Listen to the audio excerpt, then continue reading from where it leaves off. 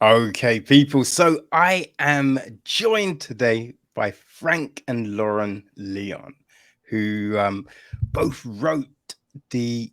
Now, I'm not quite sure because I've seen it referenced in two different places as two different things, but you wrote remixed, right? And so in one place, it says that it's a proof of concept for a film. In another, it's a TV pilot. So maybe you can clear that up for me. Oh yeah, you must have been looking at the proof of concept was probably on our Seed and Spark campaign because I think that's how it started. That's how it started. Yeah.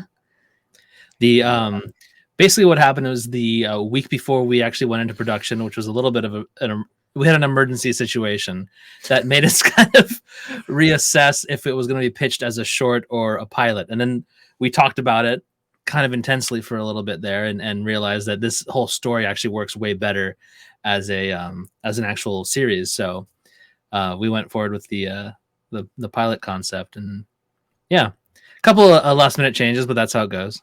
Okay.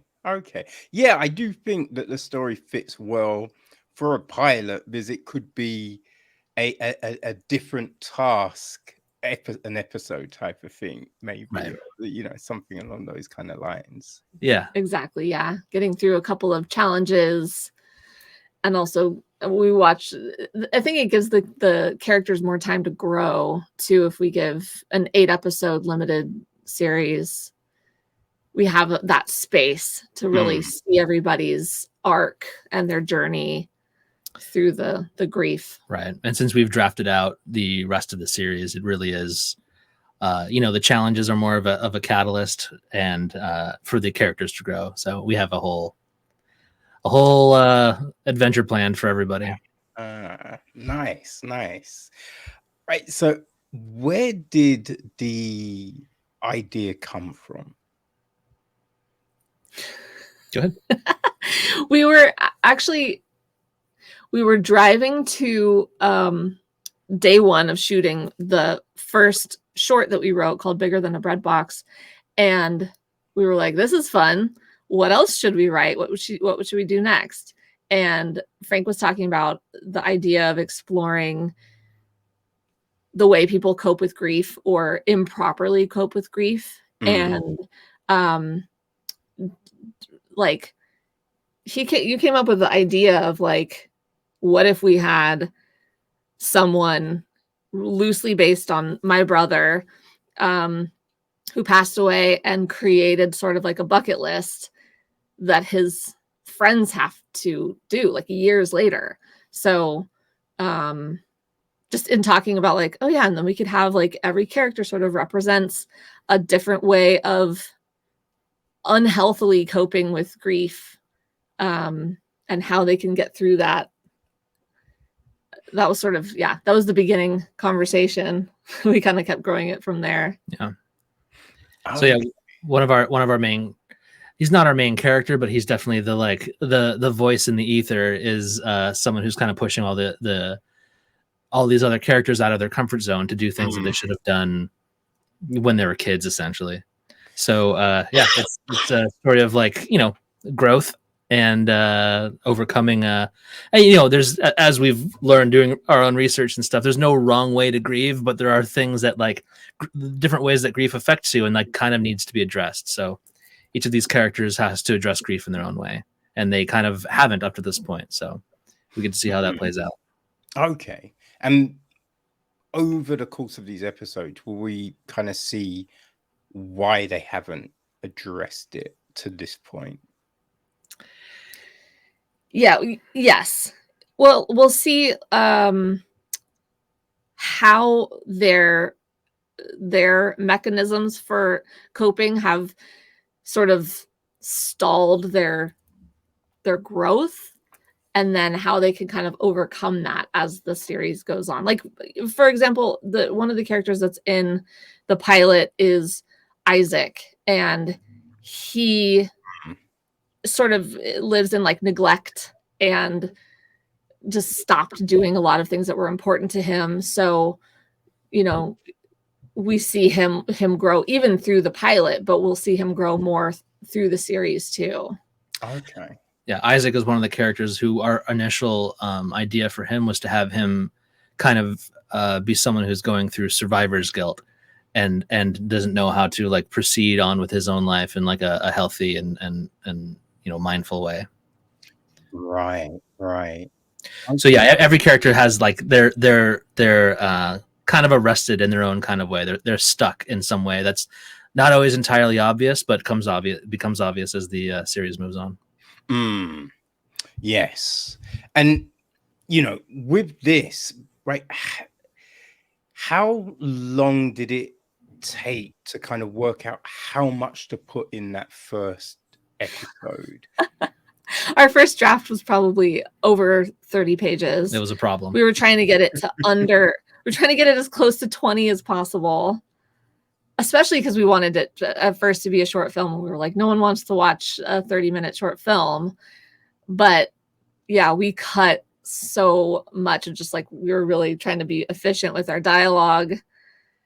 And yeah, we actually have 2 more characters that are introduced in episode 2, and we just couldn't, there was no space to have them in there. So they show up later.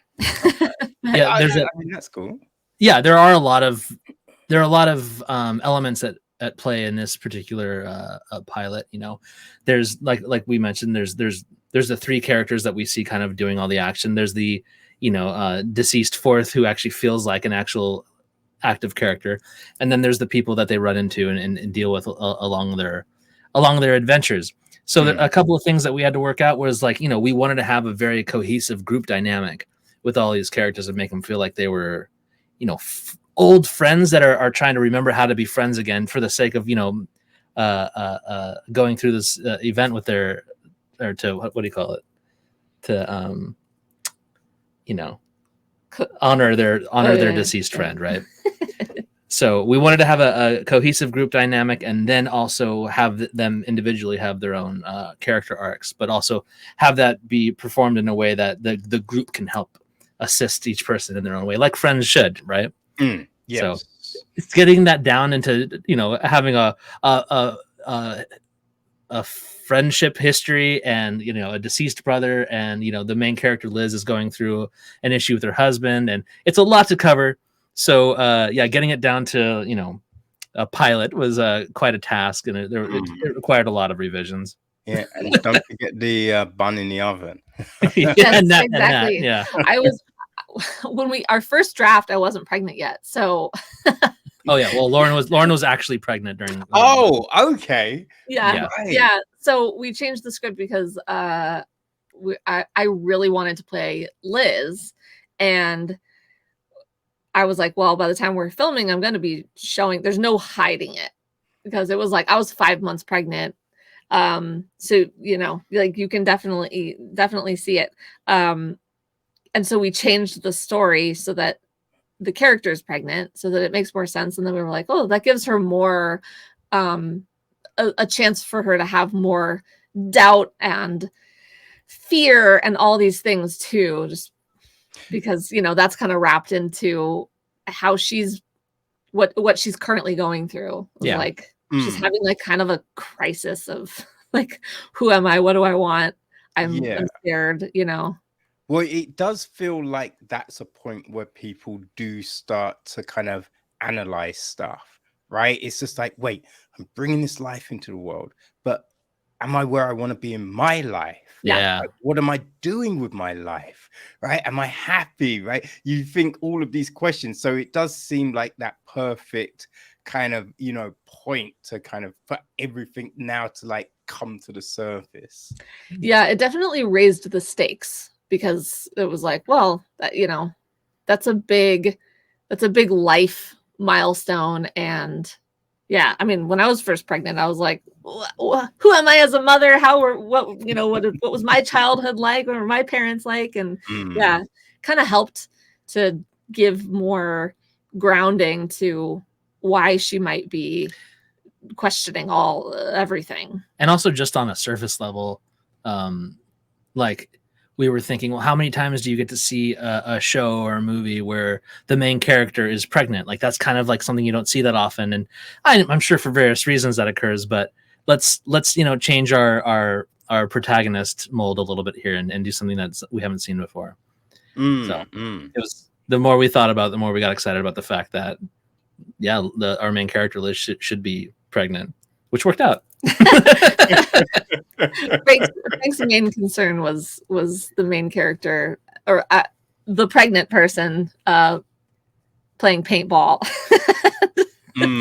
Yeah, that's where the idea of the whole, like that karate body armor she puts on eventually is actually very functional, serving a purpose in that during the shoot. So Yeah. Yeah, the question of can babies play paintball it didn't seem like that was the right question to be asked. Yeah. Now, Like, direct joke though. do you think you would have written Liz the same way if you weren't pregnant? Like, could you have written a pregnant Liz without? I mean, I'm sure you can write, right? I think you can try and put yourself in someone else's shoes. You can write situations, because you're not always going to be in that situation. Right. Especially if you're writing someone in war, be like, oh, yes, I don't have to actually join the army to be able to try and tell this story. Right. But I imagine having that lived experience can definitely be helpful at times. So, yeah, writing someone that's pregnant, do you think there were some preconceptions of things so then when you're going through it, you're like, oh, actually, right, the emotions are going to be completely different, or oh yeah, I can see them being like this kind of thing? That's a great question. I mean, it's so hard to not, since I don't have that. You weren't pregnant. Did you have? How was it like writing for Liz? Yeah, I mean, this was Lauren was pregnant with our second child, so we'd been through a pregnancy. Right. So I mean, so we had a little bit of like that, the experience of what it's like and what you go through and all that, and like being a team and in it together. And to a certain extent, we wanted, just like when anybody goes through any big life event, they go through a big, questioning if they're doing the right thing, or all that self-doubt and all that. So I think the basic elements of that, not being super confident in her life choices at that moment, like I think that still would have been relevant. Having being pregnant and having that be such a big life change is definitely a good reason to have her go through what she's going through.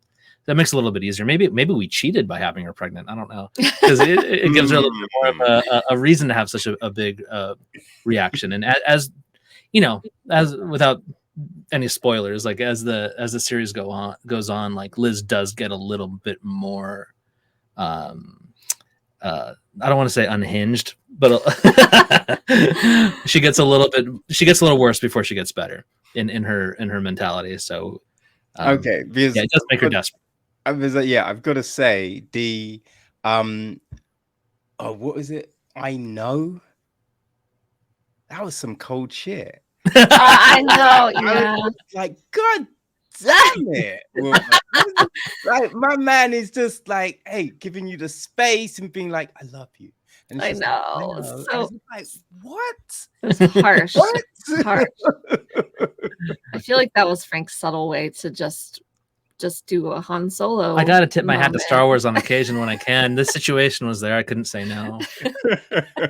But also, we want Liz she's going through a moment where she is, well, like Aubrey said, she's self-sabotaging out of not wanting, out of fear of just cold feet, getting into this new life situation. So also, that's such a, it's kind of a selfish response. It's very I don't know, it's very disregarding. And if she's going through her own, she's so kind of stuck in what she's dealing with that she's not being mindful or thoughtful of the other person in her relationship, which is, it sucks to write that, but it also is well, that could be that kind of character, Yeah, as a team, Lauren and I definitely are going through, or we've been through we build these characters and we like them so much, we don't want them to make the wrong choice, but if we have them all do the right thing, we don't have a story here, so they have to do the wrong thing. on Yeah. occasion, and that was one of those situations. Like, what's the worst thing she can say to him? That would be it. Yeah. Well, I say at the end of that first episode, it was like, oh, that's nice. But then it was just like, wait, it's ended? Oh, come the fuck on. More. You can't end it like that. What are we doing here? I know. Well, that's good. That's great to hear. Yeah. Yeah, it does have and there, that's why we were like, okay, we have a lot more to tell. It was really fun to we have like the outline for the entire season, so to build out from there is really fun. Yeah, I mean, we kind of didn't, because we're watching everybody going through like a moment here and like kind of reigniting their friendship together. Ending it on a bit of a happy note is kind of what we wanted, but then obviously, like we said, like the story is not over, and it isn't just happy times from here on out. So yeah, I don't want to give anything away. Not that the second episode is made or anything yet, but I'd like to make it. Yeah. Will be. Yeah. Yeah, no, I'm definitely sure that we'll get to see the rest of this story. Yeah. You know? Yeah. Like because you know, at the beginning you mentioned that, you know, it was 30 pages, that first draft, and you thought 30-minute a short isn't gonna quite work. Like, what is the thought on time frames for stories? Because like the way I kind of look at these things is, if the story's engaging, you don't really pay attention to time in the same way. Right.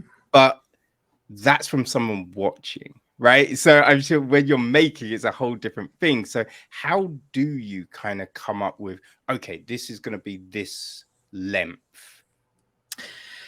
Yeah, you know, can I Yeah. The it really, for Lauren and I got into narrative writing kind of, well, I call it late in the game, but maybe it's just at the right time.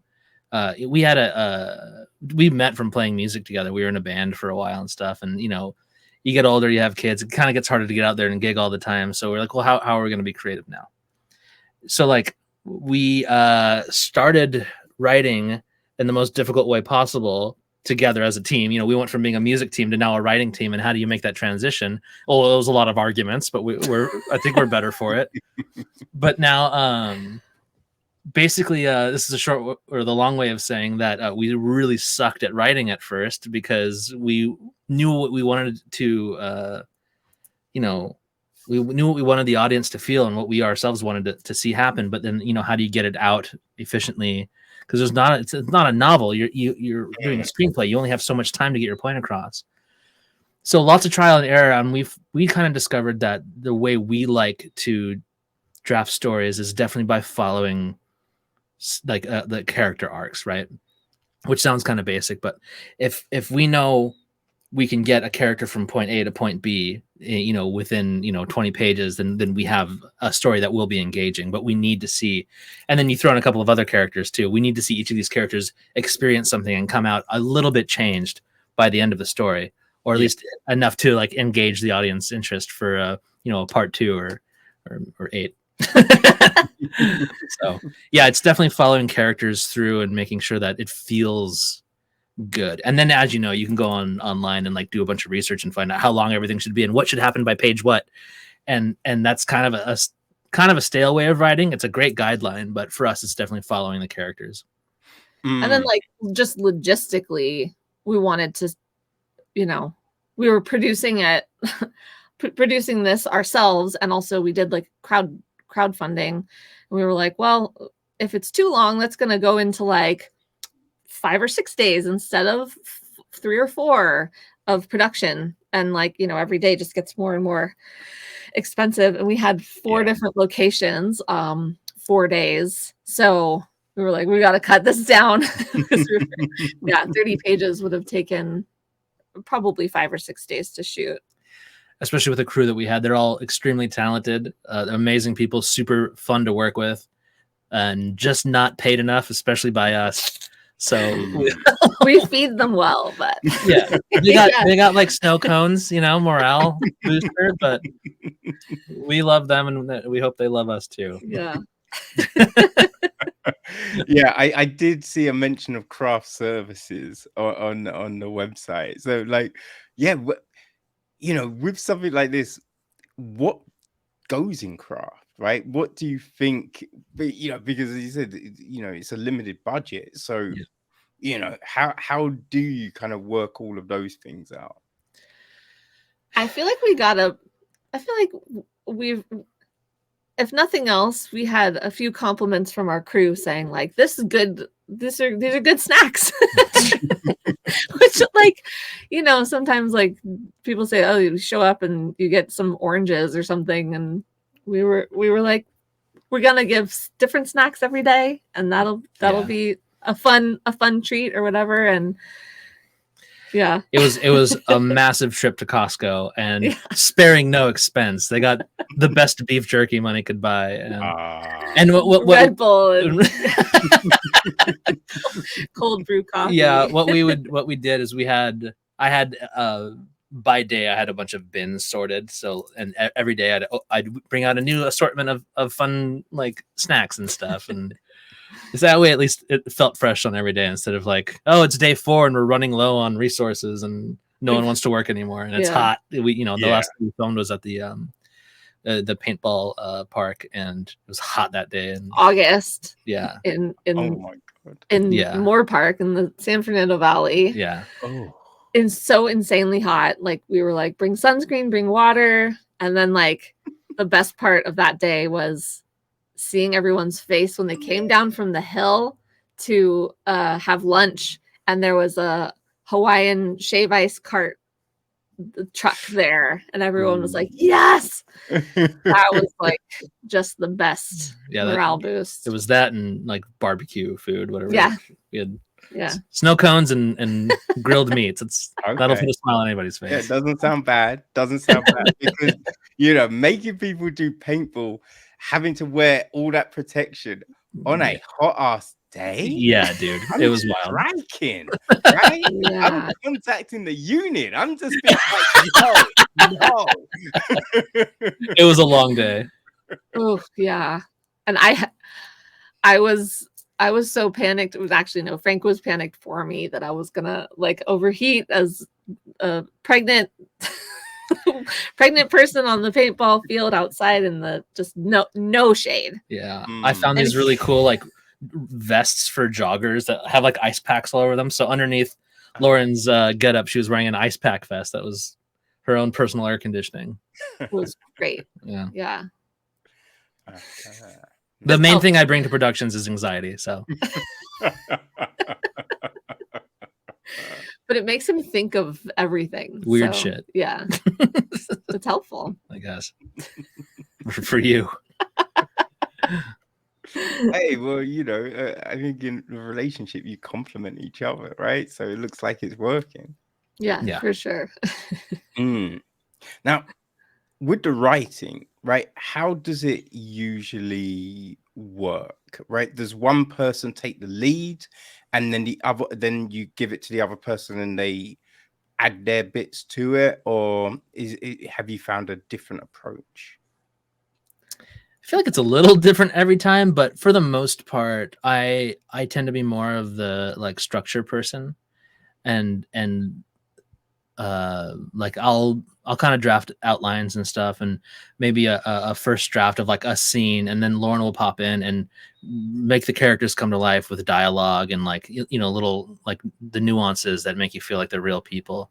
And then so we'll go back and forth until we're kind of happy with the way it looks and feels. So yeah, I feel like we kind of go over each other's drafts. A lot of times, like I'll do the first crack at like dialogue and stuff, and then Frank will go through it, like throw in a little joke or whatever. More cursing. I'll go back in, delete a few curse words. I think we're pretty good at editing each other. and then also like collaborating and not being too precious with ideas, that's sort of more what I've gotten better at. Because when we first started collaborating, it was like, I don't know, like we had to find our language with each other, and like how to present your ideas and not how to present my ideas and not feel like, oh, well, we're not using anything, the thing I said or whatever. Yeah. But it's just sort of like whatever works, and we just kind of like, oh, okay, and how about this? And how about this? Yeah. And then But why is it only your ideas that seem to be working? Why aren't my ideas working, Frank? What? Yeah. I can come off as a jerk, but you know, she'll say something, and I see it all as spitballing. So I think it took a little. I'm like, oh, that's a great idea. You know, you made me think of this thing, and like, what do you think about this? And Lauren's gotten used to that, but yeah, for a while there, it was touch and go. Be like, but okay, fine, whatever, that's fine. Such a married couple. Now that's really interesting, because the fact that you work together on the music front, right? You know, you think the dynamic would then just automatically flip easily to this new endeavor, but you know, it was a difference. There's a lot of correlation. It does help, you know, working in a creative capacity, and really whether it be music or writing, like what you're trying to do is you're trying to bring a art to a level of catharsis for a viewer, right?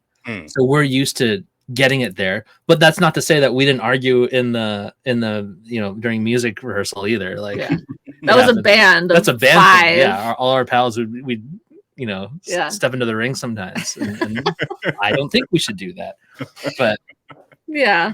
At the end of the day, like it's the art of collaboration that really is what makes us a good team, and that's an ongoing journey. You're never there, you know. Things change, and you have to evolve with it.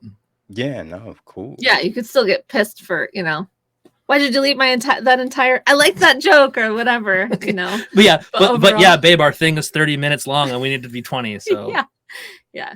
No, but jokes. You know, in a way that's a good thing, right? Because if you're just you know, whatever, you're just it would probably reflect in the work, right? There needs to be that passion. You need to be like, oh no, this is a great scene, or this, because only then do you kind of figure out the better scene or the best scene to work.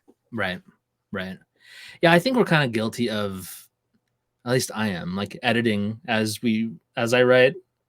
Yeah, I do. I know you're not supposed to do that. Yeah, but same thing. It's like, you know, you and I'm an editor, right? So a video editor. So I have a tendency to edit the movie as I'm writing it, or whatever it is, or the film while we're writing, and I think it causes some issues. I think that's a me problem. That's definitely something I say, like, move on, and we'll come back to it, and like you'll see it with fresh eyes. But if you keep going over and over, that's a different way to do it. Yeah.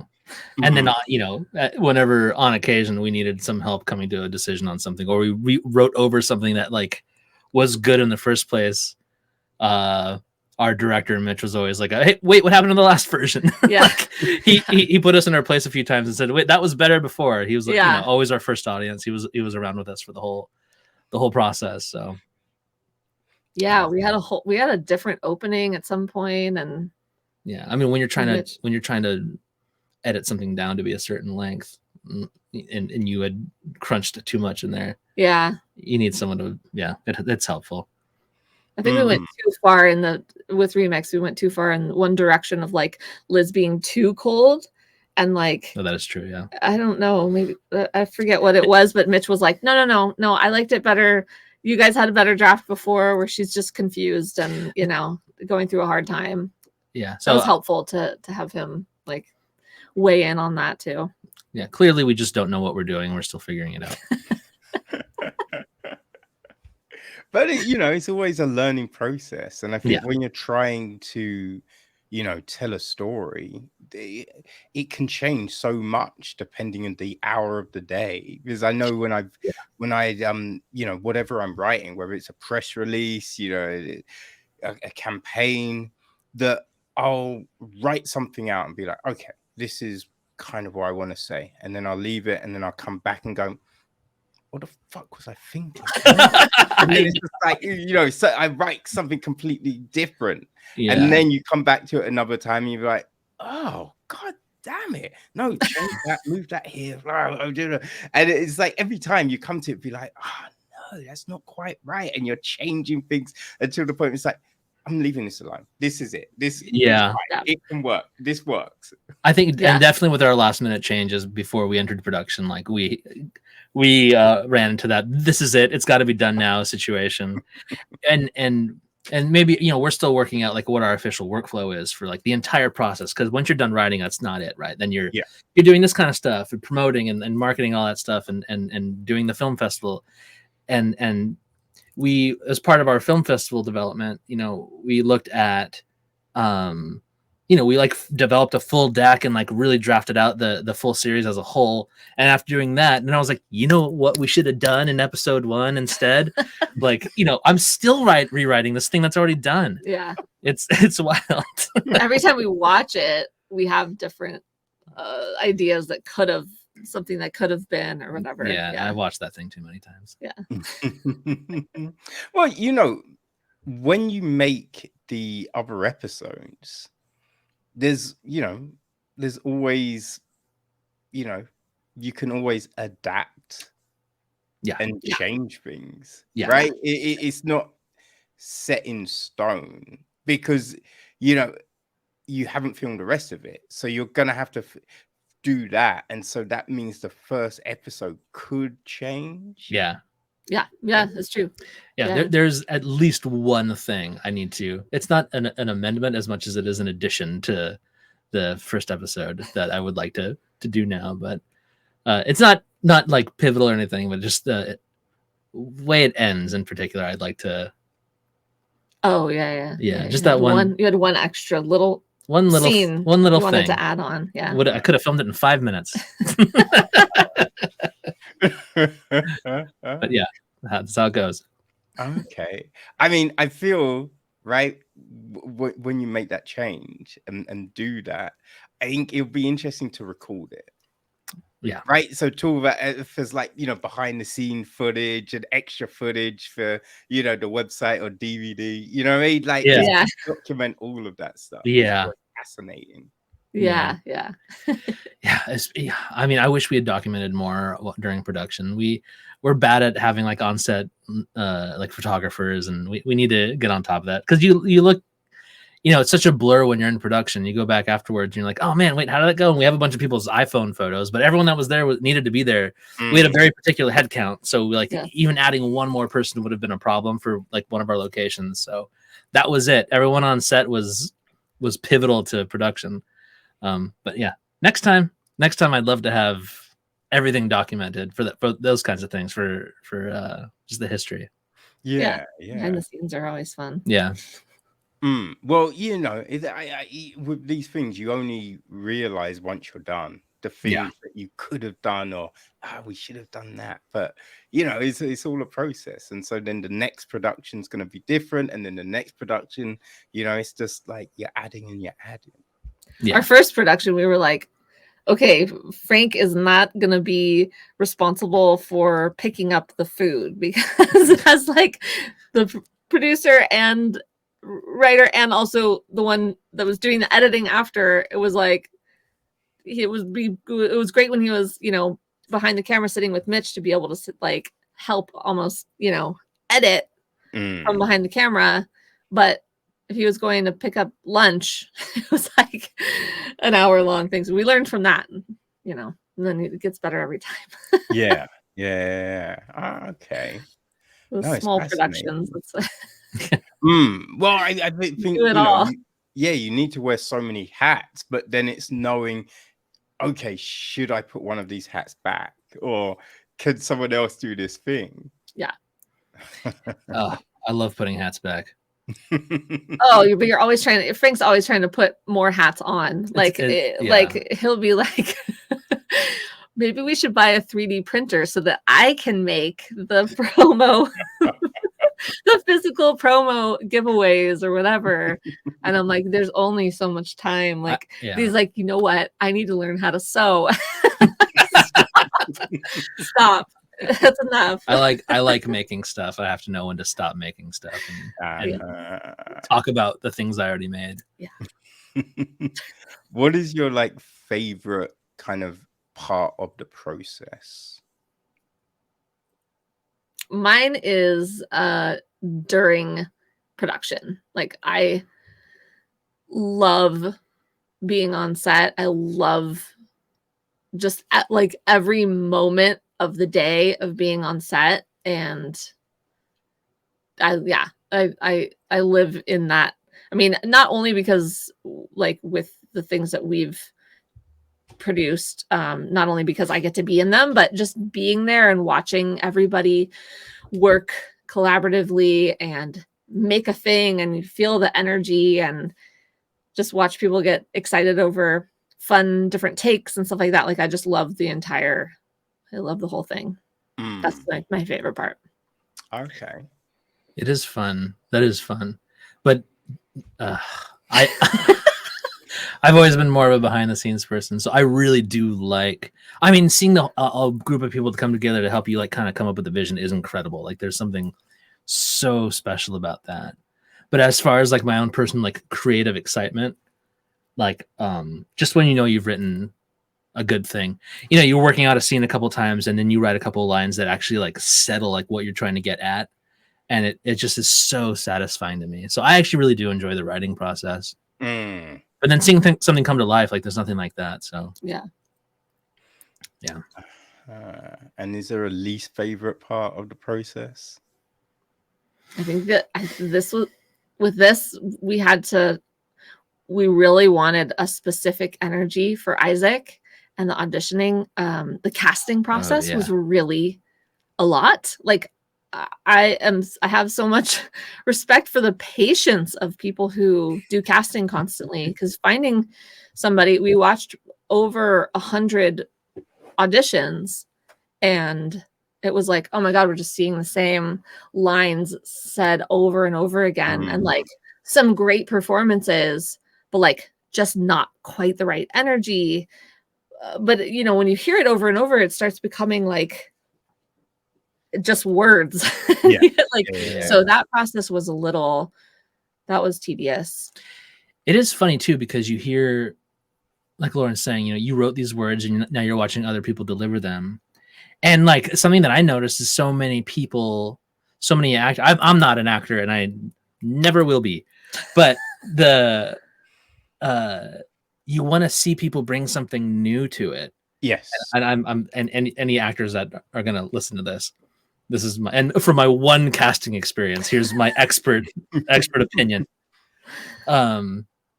You know, like we saw so many people kind of live into what they would assume would be like this archetype, right? They want to, oh, it's this kind of character. Okay, I can do this kind of character, which I know is like very helpful in acting classes and stuff. But sometimes I really want to see people bring their own thing to it. And we had, you know, especially when you're sitting through 100 like different auditions, if people, there's only so many character archetypes that aren't that unique. You see people giving the same audition. It's basically an impersonation of someone else. And it's like, oh, like, dude, bring anything to it. Like, bring something to this character, whatever you can.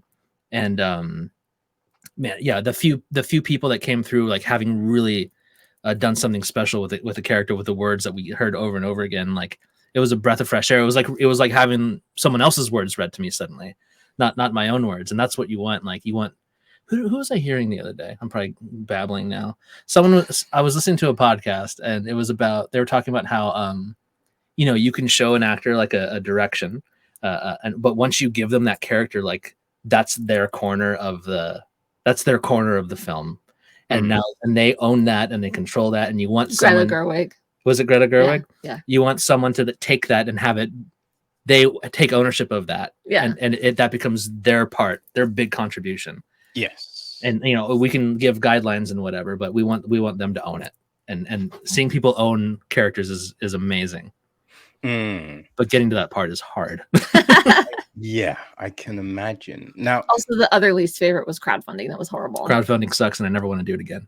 Oh, I mean, the whole funding aspect of creation is something that everyone's is frustrated with. It's rough. Having to do all of that. Yeah. Ugh. Yeah, I think we decided we're not going to do that again. We like to. We love our community and our family and our friends and all that stuff, and especially during these trying times, we don't want to ask people for money for art. You know what I mean? Yeah. And so yeah, we're gonna do something else next time. But everyone who did support us, thank you. It wouldn't have been made without it, but it was it's not our too much. It's not our favorite thing. You already feel so nervous about going to your own production to also feel little like guilt for asking people for money. Like it was just a little bit too much for me. So that is that. Yeah. No, I can definitely imagine that. Like, have you thought about the other approaches you could do? Credit cards. The next thing we make, we're like, it's not going to be, it's going to be, maybe 2 days, one location. Cause like doing 4 different spots, like it's that made it more expensive. Like just cutting down on, as locations. Yeah. As former, starving musicians, part of our creative process has always been working within your limitations. And I think we realized like you can always ask for more money and you could always need more and more money, but like, what can we do with what we have? And that kind of has a way to generate its own creativity. So it was a takeaway from this. I mean, it wasn't like our budget was massive or anything like that, but it was enough to be like, what, I think we can, tighten our belts a little bit with this. So next time we're going to try something different. That sounds like I'm going to sell drugs, but I promise. Okay. Different. I just thought you were gonna, drug all the actors and sell, organs off, Yeah. After production, of course. Yeah.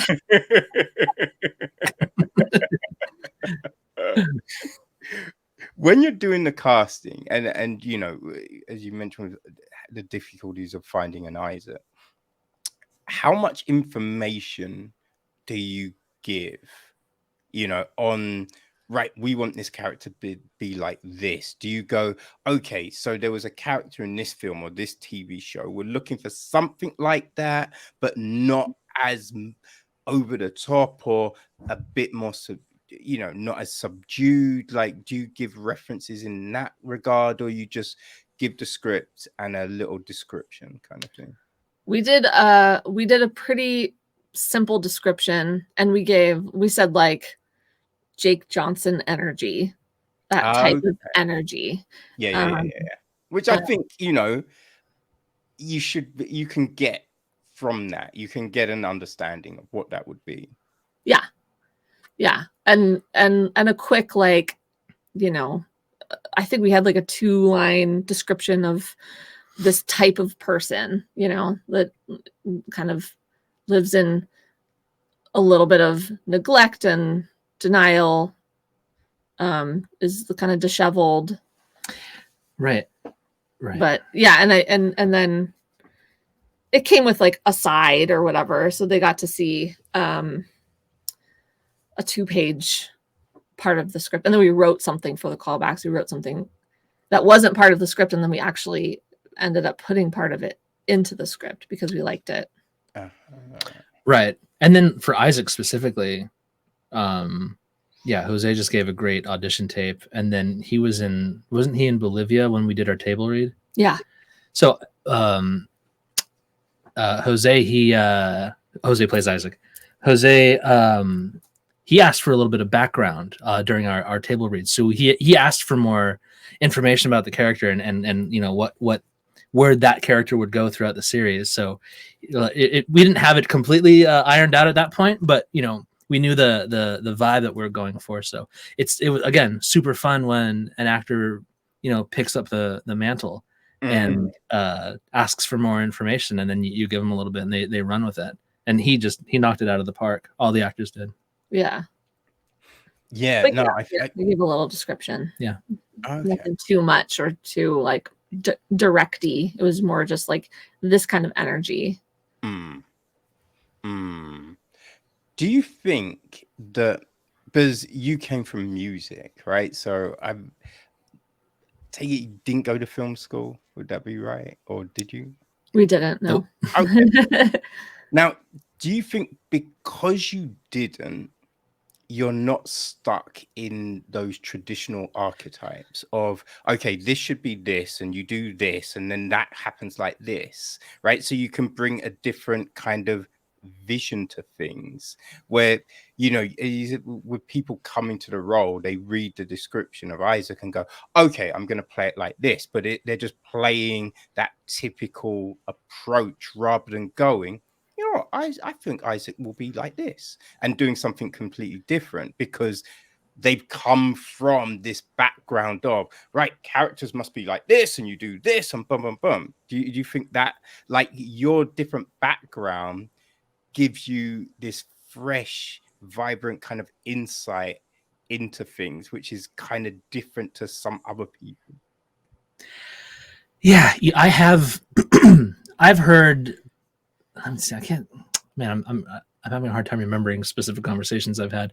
But yeah, if you want to, you can describe us as idiot savants in that manner, where we're not stuck into that formulaic bit. What we do want to see, we want to see these characters develop. We want to see the plot assist the characters and like reflect the characters, and we want to see the secondary characters also reflect the main character in some way. So. But it's all lots of self-taught arguments between us, like at the end we're just trying to reflect life in an authentic way and like get this message across.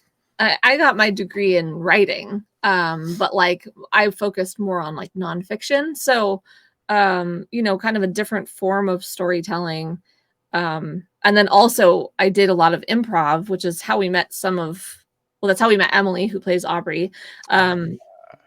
And Zach, who plays the voice of Owen. And through improv, like, I don't know, you learn how to tell a story too. And then I did sketch writing at Groundlings, and like I would come home and bring the information that I learned to Frank, and I think it's a different way to view how to like craft a story or make things important or whatever, but it's not from necessarily the film lens. Yeah, I mean, we're trying to have our characters build authentic relationships with each other. So a lot of it is like, it's I learned a lot from going to her improv shows and just seeing the process of yes-anding a conversation.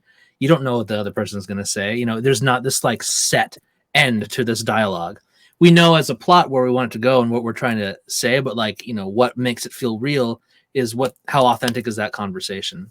So that's why is it important? Like, yeah, that's a huge thing that I took away from improv and sketch. I think that's our bread and butter. Yeah. And then like anything we don't know, like our director of photography, like, is a genius, Morgan Sandler. He's a family friend. Like he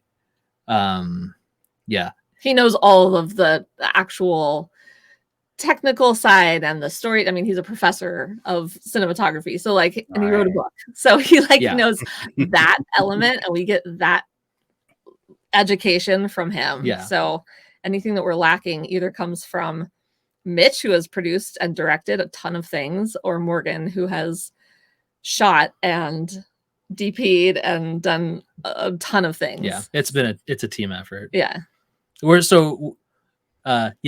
We may be not super educated, but we're surrounded by super educated people if we're doing something real dumb. But I think that's always a sensible thing. I like to be in rooms with the sharpest people. Yeah. Right. Yeah, You know what I mean? You don't want to be the smartest person in the room. Iron sharpens iron. So bringing in people to help flesh out the skill set is always a smart thing, regardless of, you know, the background you've come from, you know. So, hey, I think the friendship dynamic really comes across. You really do believe that these people are friends. And with Thank the with the Isaac character, you know, at the beginning you feel a little aloofness because you guys, you know, cut him out, obviously, because you're mean people. But as it goes on, right, you feel that connection growing more. And I think that really did, I think that was a real strength of this you know, show. So I think, Thank you. yeah, you did a great job on that front, for sure. Thank you very much. Thank you. Oh, no worries. No, I did. Yeah, I did enjoy it. It was, and as I said at the end, I was just like, wait, no, what are they doing? Yeah. Oh. Thanks. Yeah, that's part of it. All right. So, what is the, you know, with something like this, and you know, you've created it in the hope of telling the rest of the story. What are like the next steps? How have you kind of envisioned where you'll be going from here? Yeah, with this story in particular, we just got into Dances with Films, and we're just at kind of that entry level phase where, we'd like to be let in. So we need, we want to get representation, and we want to get into a room with somebody and talk about actually developing this thing into the full series. We're ready to roll. We even have a team ready if they want us to use our own team, and it's just a matter of acquiring that funding, which again is this is a very approachable show, very, very practical. So in my mind, it's not that expensive of a thing, and we've even considering making an episode 2 on our own so far, just to see where it goes, because we really believe in the story. We really like it. It's something we've been talking about for years, and people always say you should work on the story that you feel like you have to tell, and this is that story for us. We really are excited about this. We feel like it's the right time for it, and we got something to say. So yeah, we're very excited about this, and yeah, we're just looking for any opportunity to do anything else with it at all. Yeah. Mm-hmm. Have you thought of any other kind of ways to tell aspects of that story? Sorry, in what way? Different things that could maybe help finance the main story itself. So whether it's, some short vlogs on one of the characters, which kind of then gives a background, but it's not giving the rest of the story, or, maybe one of the characters is something, and so you write a comic book about that thing, or these different kind of things, which then they're fleshing out what you're doing, and then they're also financing the other thing. Oh yeah, that's interesting. You're hired, man. Expanding the universe almost. Yeah. All right, come on board. Yeah. No, we haven't thought about that, but I like that. Yeah, that's really fun. Yeah. Yeah, I mean, we have started dabbling in the idea of because I didn't really even know what a web series really was until recently. We watched a great web series called Intersection that's also with Dances with Films, and it really opened my mind as to what a web series could do. What you can do is such a short, episodic, a short episode format. So yeah, I mean, even applying that as a sub story to something that we're trying to do would be really fun. Yeah, that would be cool. So that's a great idea, and I hope you don't expect any money for this idea, because yes, I've said it. So now I own the copyright, and my lawyers will be in touch. IP. Okay? Quick, get the drug and the scalpel, because we got to sell some organs. Oh no, it's like I work in communication, so it's always I always just enjoy talking about ways to do things, right? And Yeah. the Yeah, love approach it. to telling a story kind of thing. So Yeah. it's always fascinating. Yeah. I love that. That's a great idea. Yeah. There's people at dances with wolves. Look, I always want to say dances with wolves, dances with Phil. Like they've got a they're showing their first episode. It's called Play It by Ear, and it's a web Oh, yeah. series. It's Oh, on yeah. YouTube. So 3 episodes are up. I think 3 episodes go live tomorrow. Awesome. Oh, cool. And it's Yeah, we by got an email from them. Oh yeah. They're like within our pilot. Yeah. Yeah. Oh, they're in our block. Yeah. No, they're just Oh. like I think it's another pilot. Oh, okay. Yeah. Every honestly, like we've met so many just over email so far because there hasn't been any. Well, we had a mixer, but there hasn't. The festival hasn't started yet. We've met so many nice people, and everyone's like really reaching out and trying to be collaborative, and it's been such a cool. Oh, that's great. Yeah, it's such a cool group of people, and it's a pleasure to be a part of this group. Yeah. No, that's really nice because I think sometimes these things can be like this walled garden, right? And I always feel you climb a ladder, you turn around, and you help the next person up. Yeah. But Yeah. a lot of times you go somewhere and people have climbed and then they're kicking down the ladder and you're like, yo, I'm halfway up. What are you Yeah. Yeah. Yeah. That's what like Dances with Films like really encourages like a family kind of collaborative vibe and like not a competitive thing at all. And just we're all here in the spirit of creativity and filmmaking, which is really cool. I appreciate it a lot. And that really locks up with like our mentality with making stuff in the first place.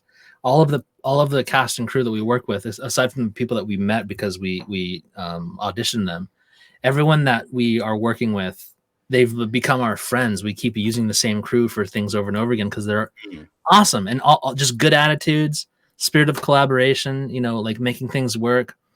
Sometimes working under uncomfortable circumstances because we're running out of time or whatever it is. But I'd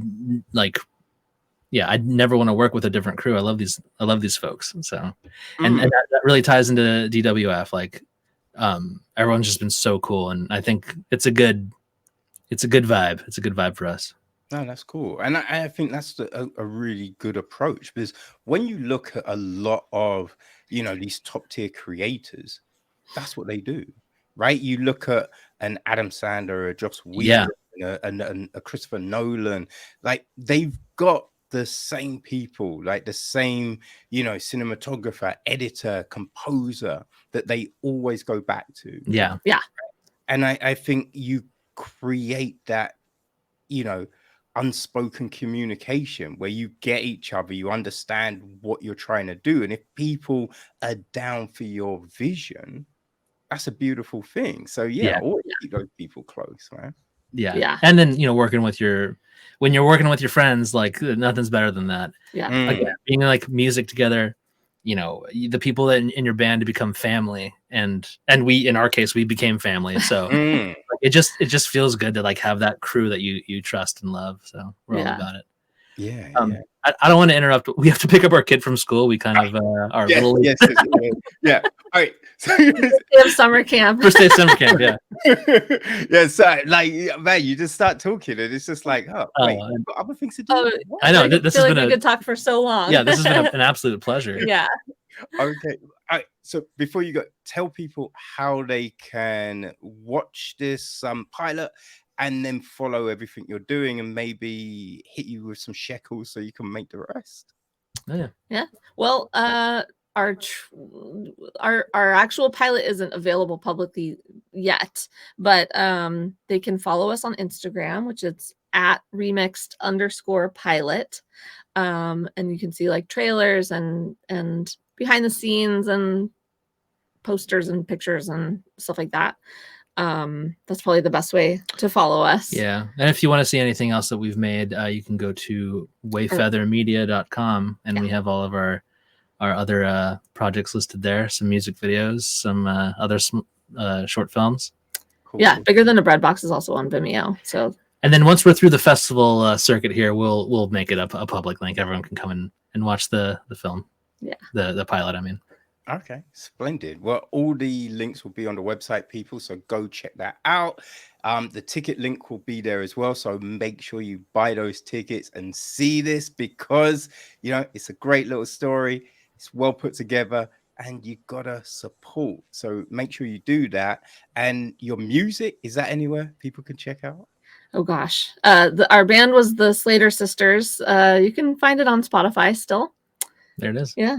Okay, yeah, do that. And will you be making music for the rest of this series? Maybe. I don't count anything. I'm not going out, to say no to that. Yeah, Yeah, we'll see. But again, it's a hat. It's another hat. True.